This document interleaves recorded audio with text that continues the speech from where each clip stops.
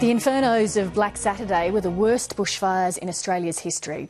They killed 173 people and destroyed more than 2,000 homes. Now they're about to have their sequel in court, in the biggest civil case ever held in Victoria, set to begin in Melbourne next week. More than 7,000 people affected by the fires are suing the power company SP AusNet, claiming its faulty equipment caused the disasters. The damages could run into the hundreds of millions of dollars, as Lisa Whitehead reports. It was horrific. It looked like a bomb had gone off. I want someone to put their hand up and say, look, rightly or wrongly, we made an error. This occurred. We're sorry. It's not all about money. It's about the loss of life and the fact that those people are not here to speak for themselves. The largest civil action in Victoria's history is set to start next week in this new $4 million state-of-the-art courtroom. It was purpose-built to accommodate dozens of lawyers and barristers, as well as more than 30 expert witnesses expected to appear.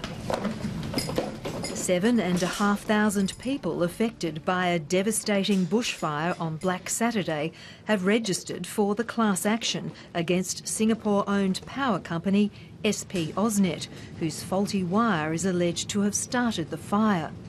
The conditions on Black Saturday were certainly unique, but it was conditions that were known to SP AusNet, who were engaged in running electricity through remote areas of high bushfire danger.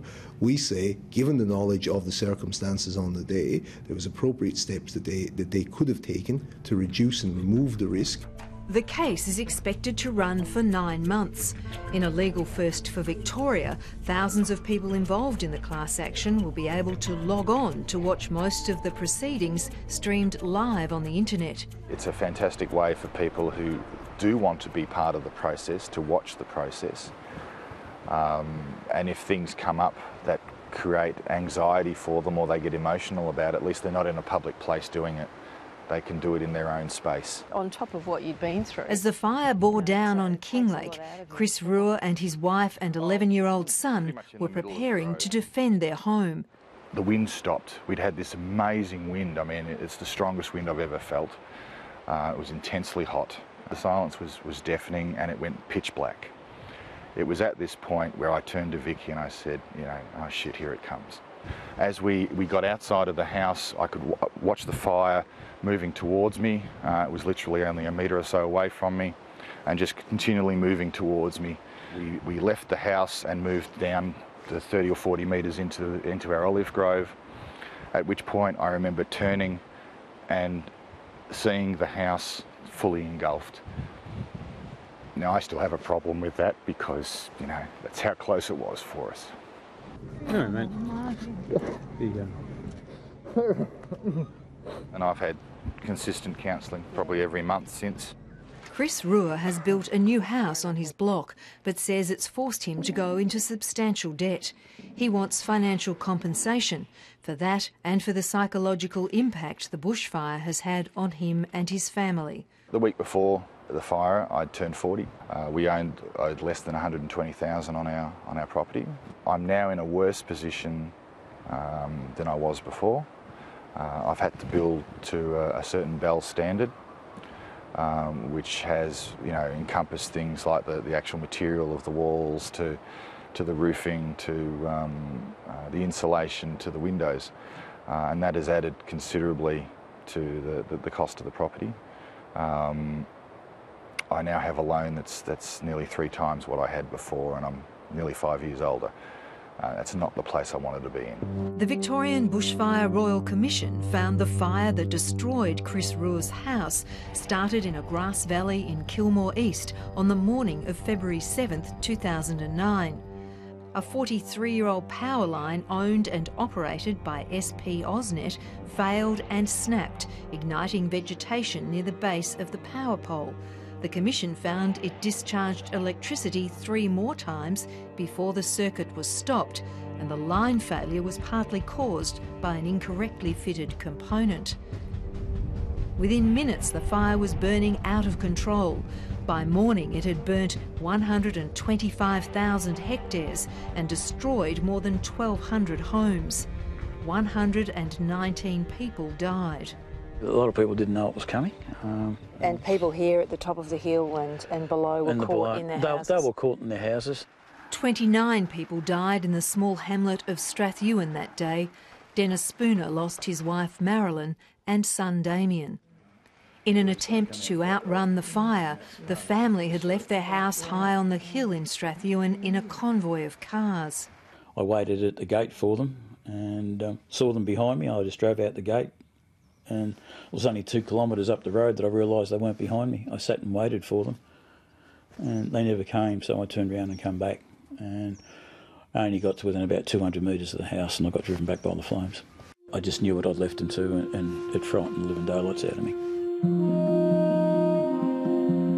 Dennis Spooner managed his grief for 3 years until one day last March he interred Marilyn's and Damien's ashes on the same day he had to attend the funeral of his best friend. That was a very horrific day, to do that back to back. Yeah, I fell in a bit of a screaming heap. They tentatively diagnosed post-traumatic stress, and I've been getting treatment ever since. Dennis Spooner's neighbours, Agnes and David Perry, survived the fire but lost their house. 11 of their neighbours perished within 400 metres of their house. Agnes Perry has joined the class action to give them a voice.